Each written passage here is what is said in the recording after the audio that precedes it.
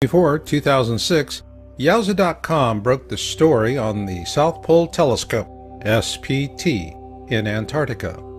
The stated mission for the SPT really doesn't make a lot of sense because the same science could be done somewhere else at a fraction of the cost. So why build an expensive and sophisticated infrared telescope in such an inhospitable and inaccessible location as the Amundsen Scott South Pole Station in Antarctica? The answer is simple. This infrared 10-meter dish is the perfect instrument for observing an object rising up through the southern skies in infrared. And once they turned it on in January 2007, that's exactly what happened.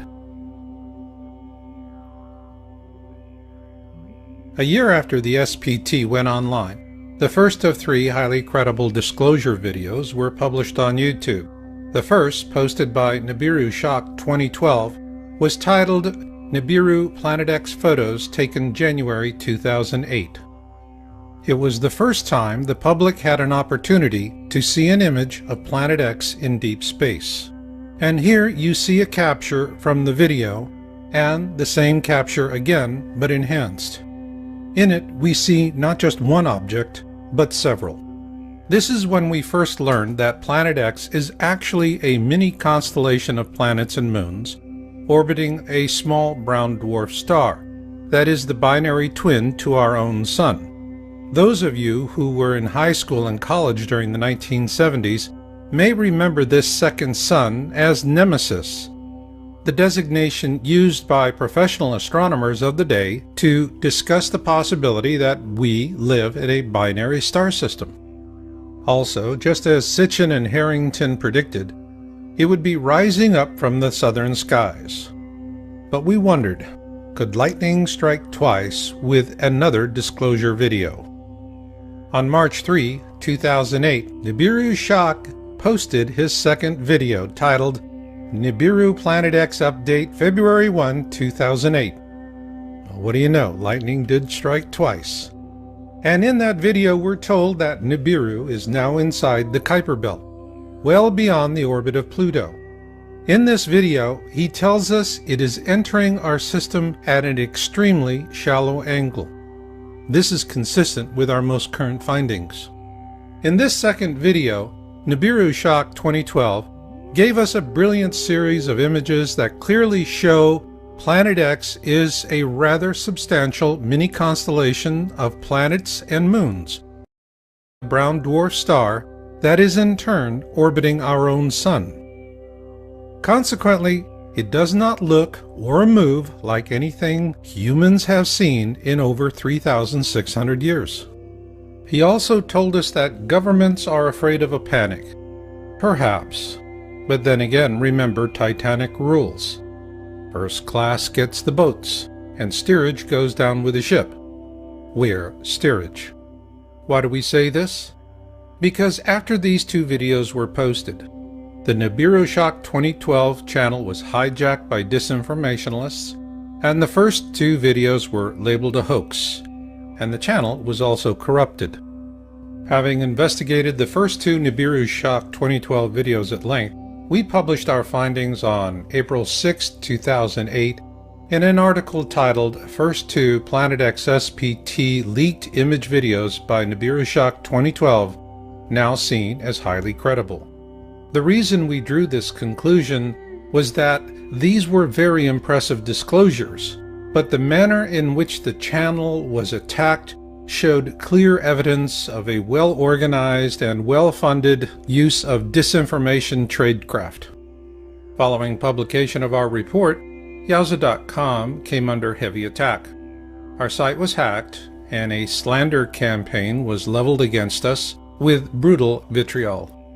In the process of defending ourselves, we filed DMCA complaints with YouTube, and to their credit, Google removed over 13 different attack videos and terminated 4 disinformation channel accounts.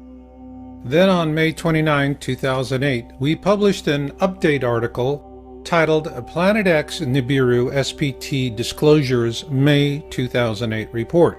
In it, we presented our analysis of a third SPT disclosure video by a different YouTuber going by the name of DNIR4808N. This YouTuber described how a personal friend working at the SPT had sent him an image of the Planet X system captured by the SPT on May 14, 2008. In the video, DNIR4808N named his friend, and the government had the YouTube channel removed along with this video within a few hours after it was posted. Thanks to an anonymous tip, we were able to download the video before the channel disappeared. The video was authentic, but the manner in which the channel was taken down was clear proof of further government suppression. And when you compare the images in the DNIR4808N video with the Nibiru Shock 2012 videos, it's obvious that both are of the same object or series of objects, which also happen to be in the southern skies. At that point, the question for our team was simple. How did these three SPT disclosure videos compare with Dr. Harrington's paper, The Location of Planet X, published in October 1988, and with the illustration he showed Zecharia Sitchin in a 1990 television interview? Luckily for us, the answer came a few months later. Corroboration for Harrington's calculations finally came in 2008 with the last polar flyby of the Sun by the ESA-NASA Ulysses probe. Although NASA says that the spacecraft failed before critical data could be gathered in its last orbit around the southern hemisphere of our Sun, it nonetheless yielded valuable data, and we published that on October 13, 2008, with an article titled The ESA-NASA Ulysses Probe and Planet X Nibiru. The probe data is clear. The Sun's southern hemisphere is noticeably more active than its northern hemisphere. Also of interest is where the peak solar winds originate and the direction in which they're pointed.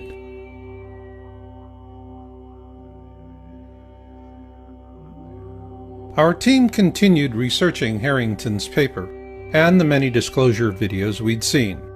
Finally, on September 7, 2010, we published our findings in an article with a video titled The Only 3 Authentic SPT Disclosure Videos of 2008. Simply put, the 3 videos we discussed in this program by Nibiru Shock 2012 and DNIR 4808N are the real deal.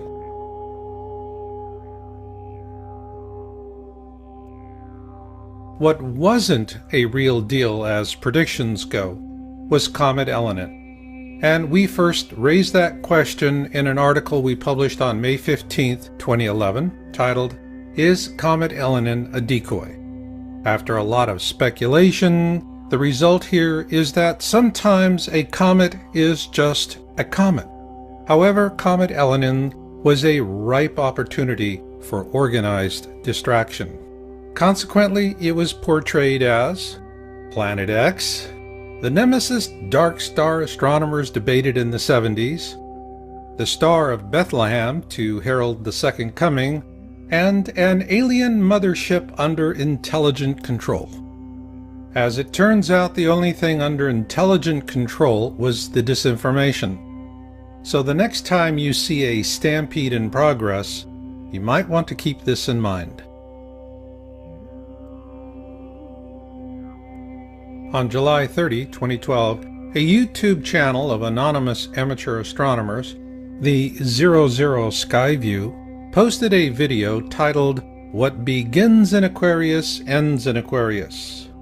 One of the first things we noticed was that this group of folks were showing us their instrumentation. Now that was something new. Then they showed us where they found their object of interest, 4 degrees below the ecliptic. Plus, like the SPT disclosure videos, this group is showing us images of a mini constellation with a large object in the center and a cluster of satellites in orbit around it. But what really got our attention was that they were observing a red iron dust cloud, the hallmark signature of a brown dwarf star. Then on November 1, 2012, the 00 Skyview team upped the ante with a video titled "Lifting the Veil." Right out the gate, they predicted a greatest eastern elongation flyby approaching from the southern skies. Not a good thing. In astronomy, a greatest eastern elongation describes an object that passes us on our side of the sun to the left of us and inside our own orbit. In this case, this object is also rising up from our southern skies. And it's interesting to compare the ESA-NASA Ulysses probe data with the 00 Skyview flyby prediction. They then presented an orbit for their object of interest, which also happens to resemble the orbit Dr. Robert S. Harrington showed in August 30th, 1990, during a television interview with Zachariah Sitchin. Next, the 00 Skyview team presented a series of color-shifted variations and a wide field view. However, their last image is of a mini constellation in Aquarius, and it is similar to the mini constellation in the January 2008 disclosure video by Nibiru Shock 2012 titled Nibiru Planet X Photos taken January 2008. So were they seeing the same thing? Well, we must wait and watch, because this mini constellation moves through the sky like nothing we've ever seen before. However, what we can say is that when it does appear for all to see, it will appear suddenly. And given the observations for 2013 you're about to see, the need to plan and prepare for whatever may come is more important than ever before. But first, we want to acknowledge you ladies out there who've taken an interest in Planet X. When we published our first article in January 2002 on Planet X, women represented a 12% audience share. But in 2013, your ranks have grown to nearly 3 times that. Thank you, intrepid ladies out there, because, well, the topic of Planet X is no longer a boys' club. With this in mind, I want to share helpful survival knowledge about dealing with a very ancient curse, both today and long after your medical kit is empty. Every self-healing energy art is about drawing energy and oxygen into the body. But only Danjun breathing focuses on an area of the body women know as the womb, below the belly button and above the pelvis.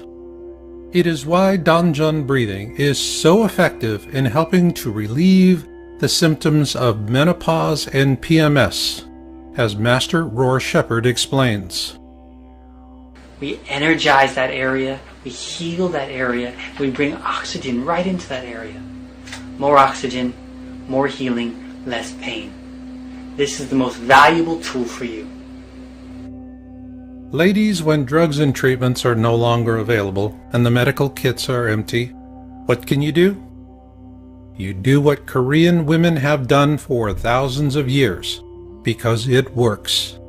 Danjun breathing. Need relief today? The good news is, the sooner you start, the better.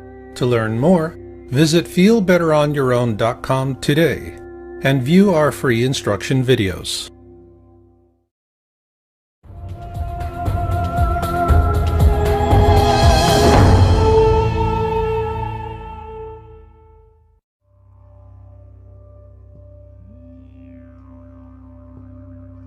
At the beginning of January 2013, Yowza.com researchers began tracking an uncatalogued object using the Vulcan feed camera from the Turrialba volcano in Costa Rica. I dubbed the object Bluebonnet. With these observations, we began to see a pattern forming in terms of Planet X being a mini-constellation instead of a single object.